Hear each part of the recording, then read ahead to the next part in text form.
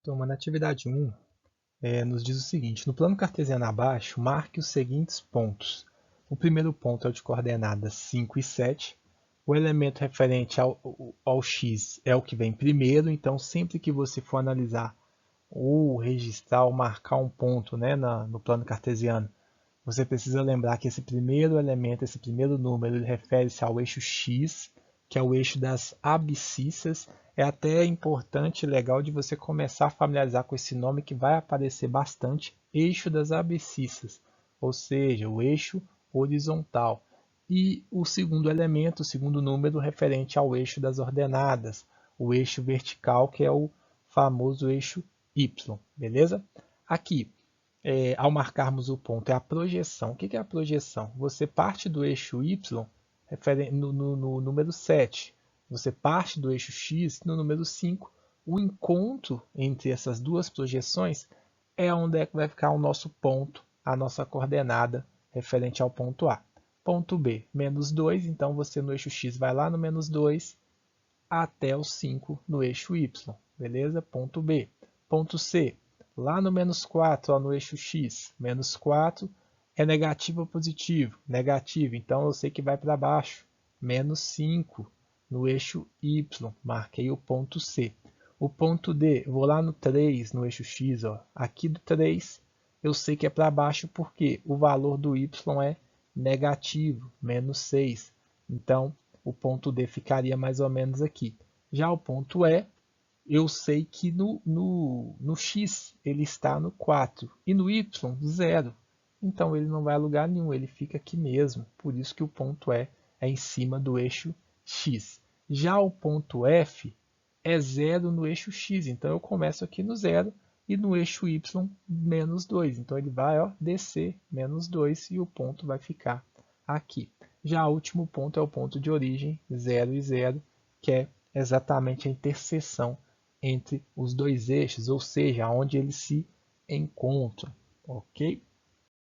Na atividade 2, a pergunta é: em que quadrante se localizam respectivamente os pontos A, B, C e D? Ponto A de coordenada menos 2 e menos 2, ponto B menos 5 e 7, o ponto C 3 e 8 e o ponto D 2 e menos 7. Turma, olha só, o, os quadrantes eles começam desse primeiro aqui, que está, né, à direita. O segundo quadrante é esse à esquerda, no alto. O terceiro quadrante, esse inferior. E o quarto quadrante é o último aqui da direita. Existem várias propriedades envolvendo esses quadrantes e ao longo do tempo, ao longo dos estudos, vocês vão compreender. Uma delas importante é que, olha só, essa parte do eixo y é positiva, essa parte do eixo x é positiva. Então, no quadrante 1, você vai lidar com duas coordenadas positivas. Já no quadrante 3, essa parte é correspondente à parte negativa do eixo e essa também. Então, você vai lidar com duas coordenadas negativas. Caso um ponto tenha duas coordenadas negativas ou duas coordenadas positivas, você já sabe que ele está ou no quadrante 1 ou no quadrante 3, se for negativo. O ponto A está no quadrante 3, o ponto C está no quadrante 1 e os outros dois pontos eles estão no quadrante 2 e 4. Por quê? Em um momento o x vai ser negativo e o y vai ser positivo.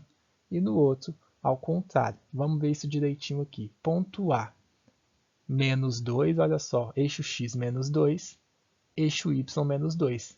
Ele está no terceiro quadrante.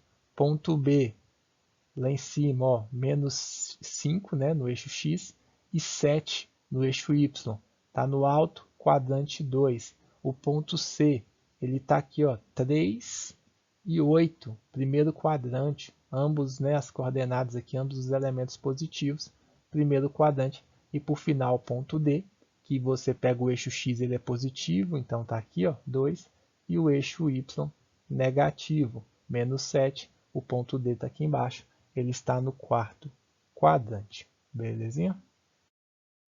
Turma, na atividade 3 nos diz o seguinte: alunos de um curso de engenharia desenvolveram um robô anfíbio que executa saltos somente na direção norte-sul, leste e oeste. Um dos alunos representou a posição inicial desse robô no plano cartesiano pela letra P. na ilustração. Eu não coloquei a letra, coloquei um robozinho, mas ele estava nessa mesma ilustração. A direção, né, norte-sul é a mesma do eixo Y, sendo que no sentido norte é o sentido de crescimento de Y e a direção leste-oeste é a mesma do eixo X, sendo que o sentido leste é o sentido de crescimento de X. Então, olha só, turma, temos aqui norte, é o sentido para o qual X cresce, sul, e temos leste e oeste, beleza? Seguindo a mesma lógica. Em seguida, esse aluno deu os seguintes comandos de movimentação para o robô: 4 norte, 2 para o leste, 3 para o sul, nos quais os coeficientes numéricos representam o número de saltos do robô nas direções correspondentes e cada salto correspondente a uma unidade no plano cartesiano. Depois de realizar os comandos dados pelo aluno, determine a posição do robô do plano cartesiano. Turma, olha só, o robô estava aqui. Vamos nos localizar. Essa é a coordenada menos 1 e 1. Menos 1 referente ao x, 1 referente ao y. A partir daqui, ele foi 4, né? Digamos assim, movimentou 4 casas para o norte. Então, ele vai subir 4 casas. Você conta 1, 2, 3, 4.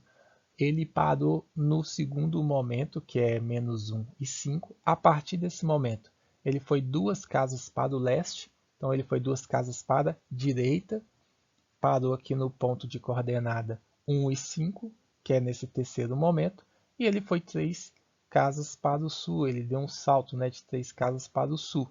Ele veio, pulou daqui de cima 1, 2, 3, e parou na coordenada de número 1, né, porque o x equivale a 1, e o 2 e o y equivale a 2. 1, 2, esse é o ponto de coordenada no qual o robô finalizou o seu percurso. Beleza?